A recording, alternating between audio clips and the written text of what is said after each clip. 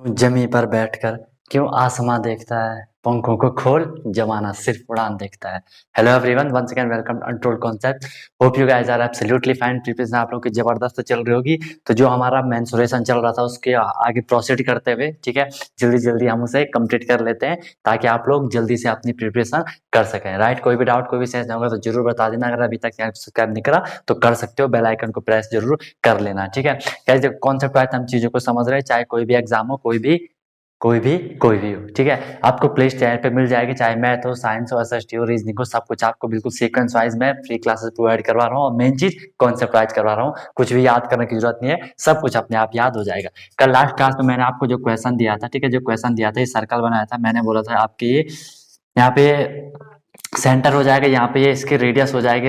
ये रेडियस की वैल्यू आपको दे रखी थी, रेडियस आपको 7 दे रखा था, और ये आपको यहाँ पे 30 डिग्री दे रखा था, ठीक है। बोला गया था यहाँ पे जो ये कॉर्ड है ए बी, एक तो हमें ए बी कॉर्ड की लेंथ निकालनी थी और एक हमें इसका एरिया निकालना था, इस सेक्टर का एरिया हमें निकालना था। तो सेक्टर का एरिया मैंने बोला था कि जो सर्कल का एरिया होता है वो फॉर्मूला ये होता है, pi r square into 30 theta upon 360। यहाँ पे जो आपको 22/7 पाई हो जाएगा। आर आपको 7 दे रखा है, आर इज इक्वल टू आपको 7 इंटू 7 दे रखा है, और थीटा अपॉन 360, थीटा कितना दे रखा है यहाँ पे 30 दे रखा है अपॉन 360। ये हो जाएगा 0 से 0 कट, ये हो जाएगा 7 कट हो जाएगा 22 इंटू 7 अपॉन 36 से वो करो 3 बन जाती है, 3 12 12 हो जाएगा, ठीक है। इसे अगर तुम वो करोगे तो ये आ जाएगा आपका कितना, ये आ जाएगा आपका, फाइनल करोगे तो 77/6 आ जाएगा, होल में लिखोगे तो आ जाएगा, ठीक है। ऐसा इसका एरिया निकालना था। अगर हमने ए बी की लेंथ चाहिए, मैंने बोला अगर आपको वो आर दे रखा हो और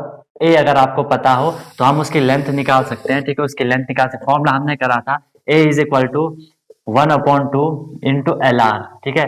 ए आपको दे रखा है, ए क्या दे रखा है, ए हमने यहाँ से निकाल दिया कितना 77/6 हमने यहाँ से ए निकाल दिया, ठीक है।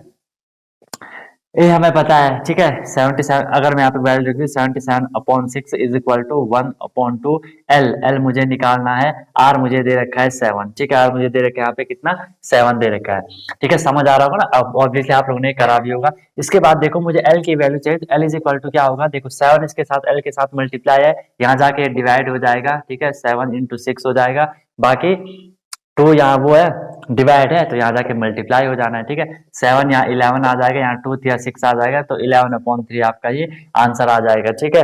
बोलो यहाँ तक कोई दिक्कत? तो ऐसे इस टाइप से क्वेश्चन आएंगे, बाकी क्वेश्चन हम करेंगे आगे बिल्कुल दबा के आग लगाने वाले तरीके से, ठीक है। चलो आज हम इसी को आगे प्रोसीड करते हुए, सर्कल तक हमने स्क्वायर सर्कल हमने कंप्लीट कर लिया है। आज हम स्टार्ट करते हैं क्या, क्वाड्रिलेटरल। आज हम स्टार्ट करते हैं क्वाड्रिलेटरल में। वैसे मैंने स्क्वायर रेक्टेंगल तो पहले ही बताया चुका था आपको, ठीक है, लेकिन इसमें जो और क्वाड्रिलेटरल के टाइप आते हैं, क्वाड्रिलेटरल मतलब पैरेलल, ठीक है। जो पैरेललोग्राम होता है, जो आपका रोम्बस होता है, जो आपका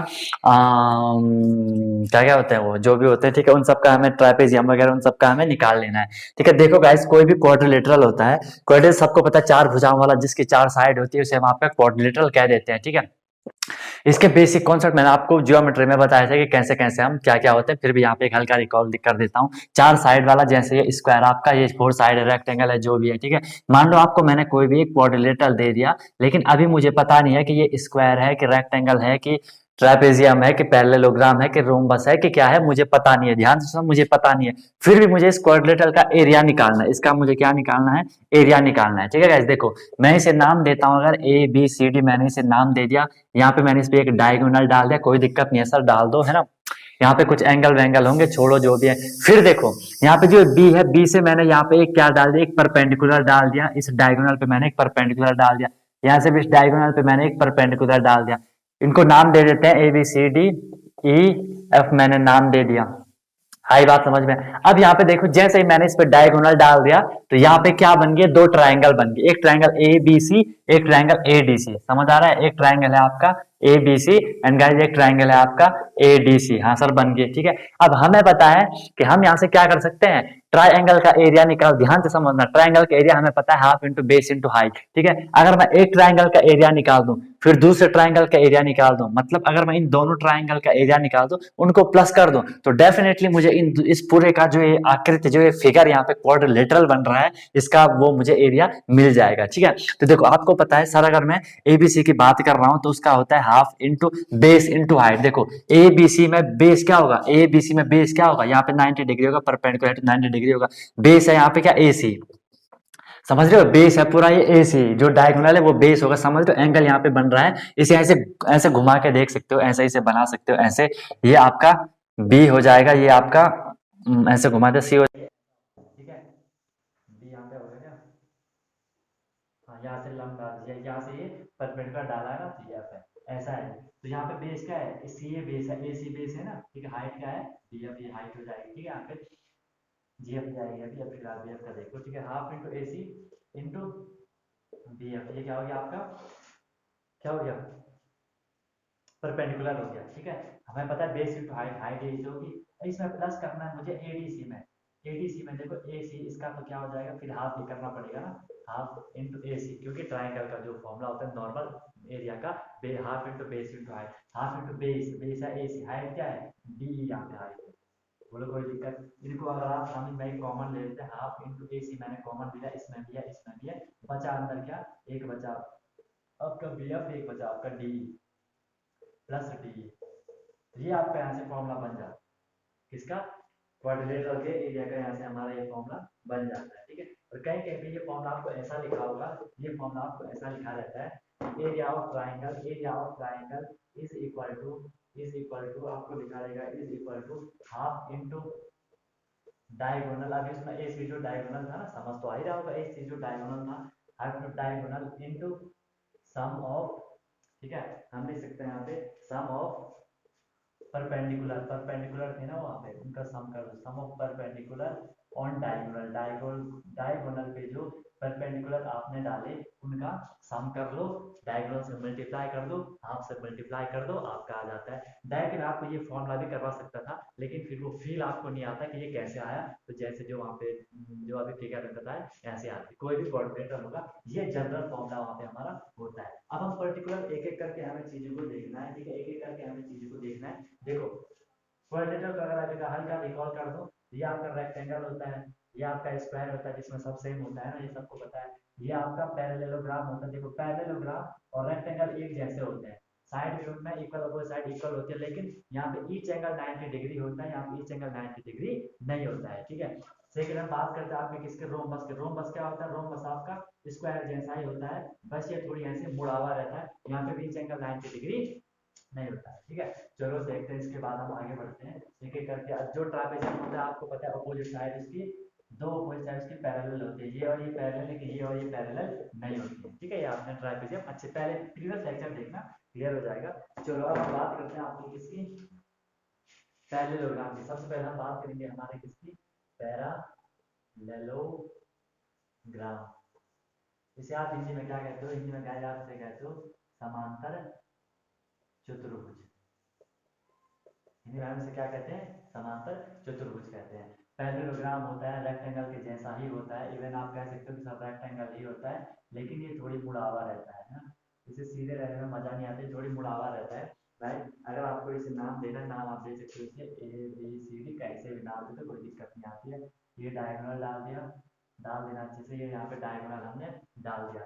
ये पैरेलल होती है, A B is parallel to D C, and हम लिख सकते हैं ए ए डी, ए बी है ना, A D is parallel to B C, और यहाँ पे कोई दिक्कत, इक्वल भी होगी और ये पैरेलल भी होती है, इक्वल भी होंगी पैरेलल भी होंगी, ठीक है, जैसे रेक्टेंगल में होता है, इक्वल भी होगा और पैरेलल भी होगा, ठीक है, पैरेलल भी है और इक्वल भी है, राइट। एक चीज यहाँ पे हमें समझ आ चुकी है। अगर मैं डायगोनल देखूँ, यहाँ पे दो डायगोनल है, एक डायगोनल है आपका ए सी, एक डायगोनल है आपका बी डी, ये भी आपके इक्वल होते हैं, डायगोनल भी हमारे इक्वल होते हैं, ठीक है। और ये बाइसेक्ट करते हैं, बाइसेक्ट करते हैं मतलब इसको यहाँ पे काट रहे हैं ना, ठीक है, यहाँ पे अगर मैं ओ मानूं, ओ ए ओ सी इक्वल होंगे, भले यहाँ पे इक्वल दिख रहे हैं, मैंने ये थोड़ी इधर कर, तो इधर होना चाहिए ताकि इक्वल हो जाएंगे, ठीक है। ये इक्वल होंगे, डायगोनल बाइसेक्ट करते हैं, ये चीज सारी चीजें हमने वहां पढ़ ली थी प्रीवियस लेक्चर में, ठीक है। अब देखो गाइस, यहाँ पे क्या होता है ना, जो अपोजिट एंगल होते हैं, हमें पता है जो रेक्टेंगल होता है, रेक्टेंगल में, रेक्टेंगल की बात करते हैं, किसके अपोजिट एंगल की बात करनी है, तो देखो अगर मैं आपको ये बना के दिखाऊं, ये बना के दिखाऊं, ये बना के दिखा दे, ये आपका पैरेललोग्राम है। अपोजिट एंगल मैं यहाँ पे बताऊं कि जो सेम होते हैं, सेम या इक्वल होते हैं, आप लिख सकते हो, सीधे लिख लो सेम होते हैं, इक्वल होते हैं। इसको फील करने देखो, यहाँ पे कुछ एंगल होगा, कुछ एंगल होगा, कुछ एंगल होगा, कुछ एंगल होगा। अगर मैं इस लाइन को यहाँ आगे बढ़ा दूँ, इस लाइन को यहाँ आगे बढ़ा दूँ, ठीक है, तो आपको पता है ये पूरा क्या होता है, 180 होगा।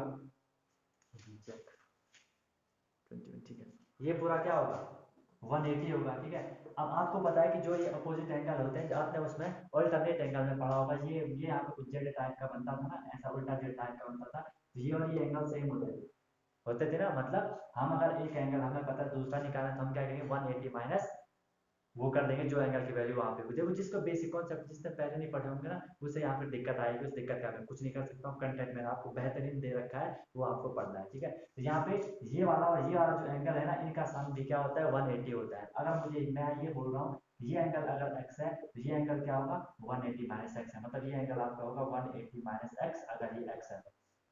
ठीक है, अब अगर ये 180 माइनस एक्स हो, तो ये फिर x होगा, अपोजिट एंगल इक्वल होंगे। क्यों, जैसे ये और इसका सम 180 होता है, ये इसका सम भी 180 होता है। ठीक है, जो इंटरनल साथ साथ वाले एंगल होते हैं। अब इसका भी क्या होगा, फिर 180 माइनस एक्स होता है। तो इसलिए बोला अपोजिट एंगल क्या होते हैं, इक्वल होते हैं। कॉन्सेप्ट ये है यहाँ पे। ठीक है, जो कि देखो प्रीवियस वो लेक्चर कॉन्सेप्ट समझना बहुत जरूरी है, राइट।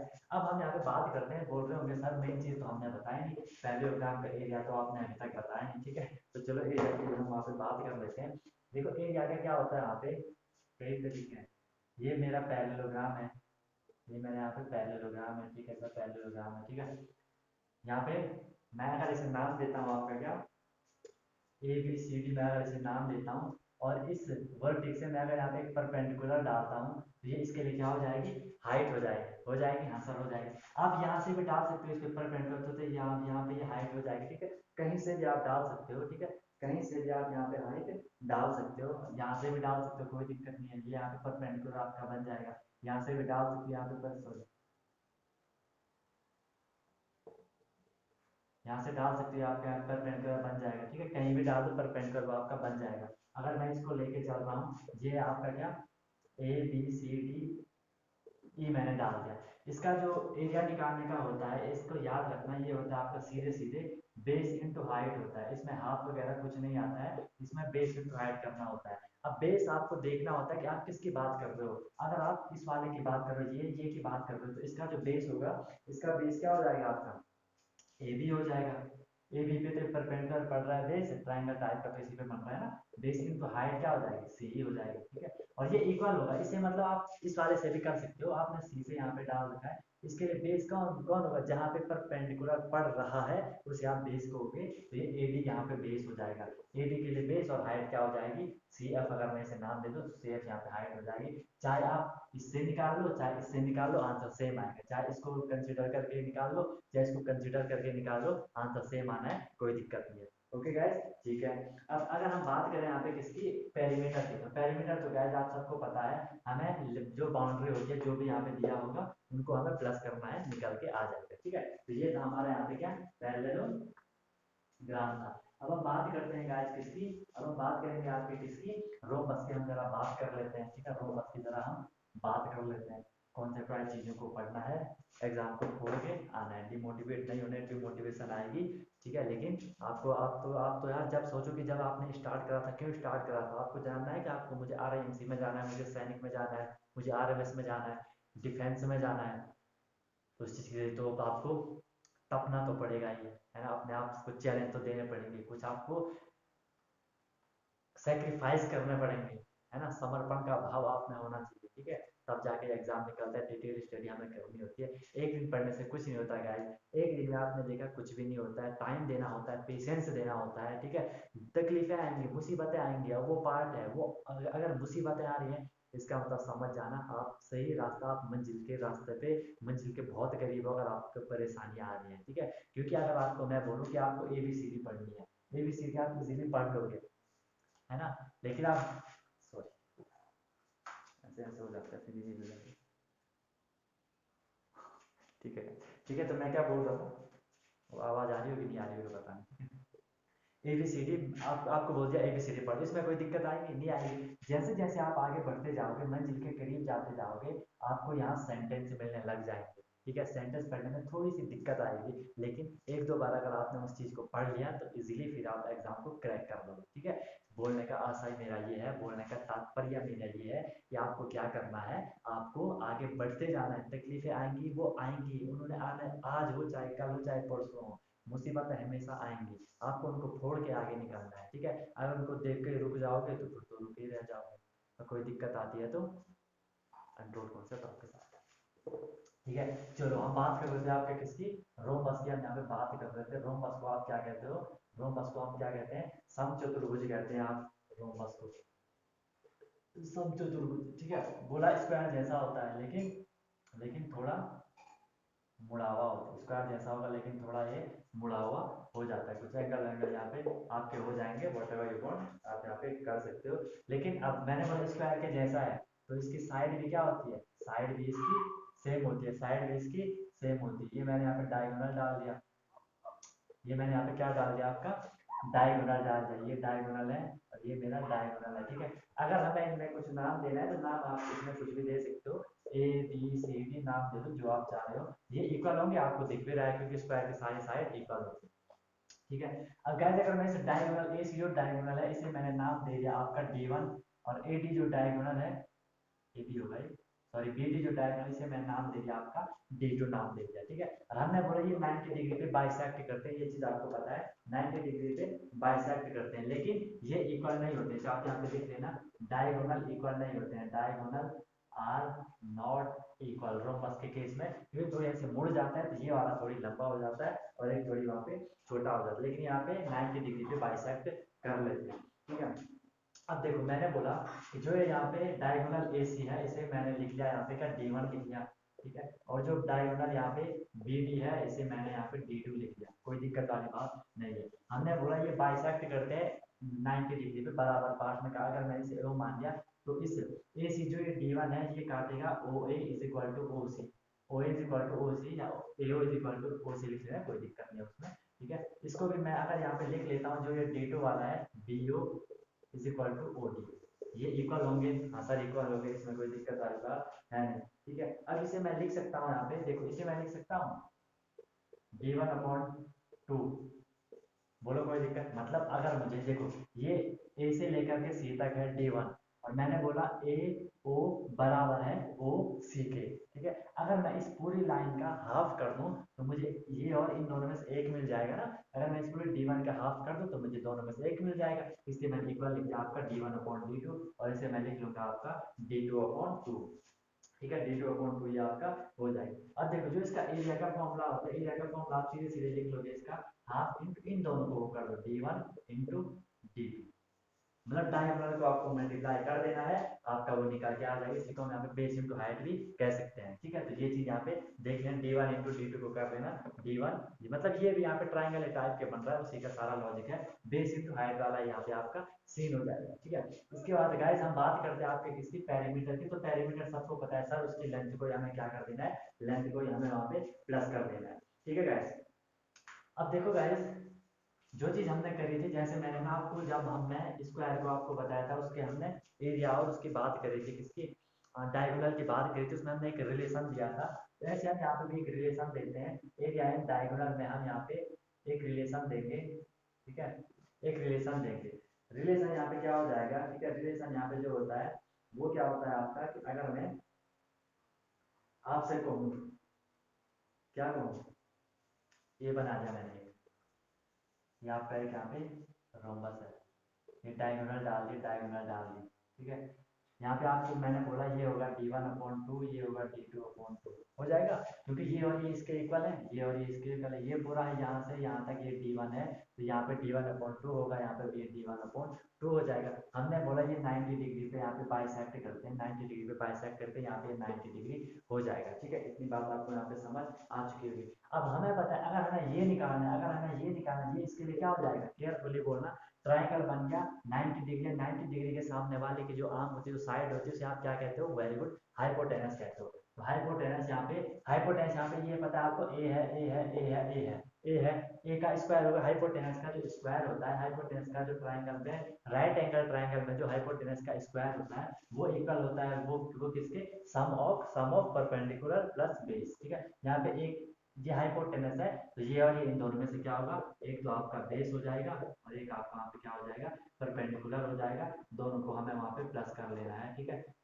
तो इनका वो कर दो, A square is equal to D one का स्क्वायर आपका डी वन स्क्वायर हो जाएगा, एंड टू का स्क्वायर फोर हो जाएगा, प्लस डी टू का स्क्वायर आपका डी टू का स्क्वायर हो जाएगा, प्लस टू का स्क्वायर फोर हो जाएगा, जो कि आपका आएगा A square is equal to D one square plus D two square upon four. वो यहाँ पे कोई दिक्कत, D one square plus D two square upon four, ये इनमें रिलेशन है। फोर को आप यहाँ ले जा सकते हो, क्या हो जाएगा, four A square D one square plus D two square. तो ये होता है रोम्बस के एरिया और डायगोनल में रिलेशन, ठीक है। यहाँ से आप इजीली कर रहे हो, कोई भी दिक्कत होगी तो बता देना। इसके बाद नेक्स्ट गाइस हमारा आता है, नेक्स्ट हमारा इसमें लास्ट जो आता है, इसके बाद मेंसुरेशन 2D का कंप्लीट हो जाएगा आपका। क्वेश्चन भी साथ साथ हमारे, ये क्वेश्चन ही है एक प्रकार से समझ जाना, वहाँ पे ए है वहाँ पे वैल्यू होगी, ठीक है। नेक्स्ट आएगा आपका इसमें लास्ट जो होगा आपका ट्रापेजियम। ट्रापेजियम को हम क्या कहते हैं, आपका समलंब चतुर्भुज कहते हैं। ट्रापेजियम को हम क्या कहते हैं, समलंब चतुर्भुज कहते हैं, जिसमें कि कोई भी एक अपोजिट साइड वो हमारी क्या होती है, पैरेलल होती है। ये दिख रहा है ना, पैरेलल थोड़ी बड़ा बना देता है, ये पैरेलल आपको दिख रहा है ना, पैरेलल होता है जिनके बीच सेम डिस्टेंस होती है। ये वाली लाइन देखो, ये वाली लाइन, ये वाली लाइन, इनके बीच सेम डिस्टेंस चल रही है ना, दिख रहा है आपको। लेकिन अगर मैं ये वाली लाइन की बात करूं, उनके बीच सेम डिस्टेंस है, यहाँ पे इतनी डिस्टेंस है, यहाँ पे इतनी ज्यादा हो गई। तो जहाँ पे सेम डिस्टेंस होती है एंड तक, इनफाइनाइट तक, तो वहाँ पे हम उसे क्या कहते हैं, पैरेलल पैरेलल कह देते हैं। अगर मैं इसे नाम दे दूं ए बी सी डी, ठीक है, इसे मैंने नाम दे दिया। अब ये यहाँ पे ये वैल्यू है, ये इक्वल नहीं होते हैं, इक्वल नहीं होते, दिख रहा है आपको, ये छोटा ये बहुत बड़ा है, ठीक है। इसको मैंने, इसकी वैल्यू है यहाँ पे कुछ भी वैल्यू होगी, इसकी लेंथ, इसकी भी यहाँ पे लेंथ कुछ भी, मैंने वहाँ पे आपको क्या मान ली, ए बी मान ली। यहाँ से मैंने इस पे क्या डाल दिया, एक परपेंडिकुलर डाल दिया। अब यहाँ पे इसका जो एरिया का फॉर्मूला बनेगा, एरिया का गाइस जो इसका यहाँ पे फॉर्मूला बनता है, वो बनता है यहाँ पे इसका फॉर्मूला हाफ इंटू ए प्लस बी इंटू एच, ए प्लस बी इंटू एच। मतलब हम कहेंगे हमें क्या करना है, जो ये अपोजिट पैरेलल साइड है, अपोजिट पैरेलल साइड है, उनको हमें क्या कर देना है, प्लस कर देना है। और उसे हाइट से जो परपेंडिकुलर कहीं से भी डाल दो, उससे हमें क्या कर देना है, मल्टीप्लाई कर, sum of parallel line into distance between parallel line. आप इसे ऐसा लिख सकते हो, sum of parallel line, sum of parallel line. Parallel line कौन सी, एक ये, एक इनको प्लस प्लस कर दो, into distance between parallel line. Parallel line in दोनों के बीच की जो डिस्टेंस हम क्या कहते हैं, हाइट कह देते हैं, ठीक है। तो ये हो जाएगा ऐसा, अगर मैंने इसे मान रखा है तो, ठीक है। तो ऐसे गाइस आपका ट्राइपेजियम का भी यहाँ पे हम कर लेंगे। देखो यहाँ पे आपका 2D का होता है कंप्लीट, जो कि आप हमारे प्लेन फिगर हम जिन्हें कहते हैं, ठीक है, जिनकी सिर्फ दो डायमेंशन होती है, लेंथ है ब्रेथ होती है, ठीक है। इसके बाद जो हम करेंगे वो हम 3D का करेंगे। 3D क्या होता है आपका, जिसकी लेंथ भी होगी, विड्थ भी होगी या ब्रेथ भी होगी और हाइट भी होती है, ठीक है। जितने भी ये आपके ज्यादातर जो ऑब्जेक्ट होते हैं, जो चीजें होती है ना, वो ज्यादातर 3D में ही होती है। जैसे अगर हम, आपने सबसे बेस्ट जो आपका रूम होता है, ये कमरा वमरा है ना, ये आपका 3D है, आपको दिख रहा होगा यहाँ पे लंबाई भी है और चौड़ाई भी है और ऊंचाई भी है, ठीक है। अगर हम नॉर्मल, अगर आप किसी भी, जो जैसे ये रेक्टेंगल है, रेक्टेंगल मतलब ये बोर्ड है, ये कैसा है, ये आपका 2D है, इसकी वो है लंबाई है और चौड़ाई है, ठीक है। चलो, तो ये चीज गाइस हमें देख लेनी है और प्रिपरेशन करते रहो। यहाँ पे आपका मेंसुरेशन कंप्लीट है, क्वेश्चन में लाऊंगा इसके बाद, ठीक है। भले ही क्वेश्चन ही है, क्योंकि देखो एक बार कॉन्सेप्ट हो गया ना, उसके बाद तो क्वेश्चन आप खुद भी कर सकते हो। बाकी एक बार चैप्टर कंप्लीट होने दो, उसके बाद देखना कैसे कैसे क्वेश्चन आते हैं, क्या क्या क्वेश्चन आते हैं। अभी आप लोगों को हल्के में ले लो ना, बस थोड़ी टाइम दे दो, है ना, थोड़ी पेशेंस के साथ आपको टाइम दे देना है। उसके बाद देखना कि क्या क्या यहाँ पे क्वेश्चन आते हैं, क्योंकि अगर कॉन्सेप्ट एक बार कंप्लीट हो जाए ना, फिर मैं क्वेश्चन कहीं से भी दे सकता हूँ आपको, बिल्कुल खतरनाक तैयारी, बिल्कुल सैंपल पेपर आपको क्या रखा था। चैनल को सब्सक्राइब करके रखो, नोटिफिकेशन बेल आइकन ऑन करके रखो, तभी आपको नोटिफिकेशन आएगी, और प्रिपरेशन को जबरदस्त तरीके से करते रहो, ठीक है गाइस। तो कोई भी डाउट, कोई भी सेशन होगा तो जरूर बताना, ठीक है। मिलते हैं फिर नेक्स्ट वीडियो में नए कॉन्सेप्ट के साथ। कोई भी सजेशन होगा, कोई चीज मिस हो गई होगी तो वो भी बताना, ठीक है। मिलते हैं फिर नेक्स्ट वीडियो में नए कॉन्सेप्ट के साथ, सीखते रहिए अनटोल्ड कॉन्सेप्ट के साथ। Wish you all the very best, be happy, and one more thing, जब तक तोड़ोगे नहीं तब तक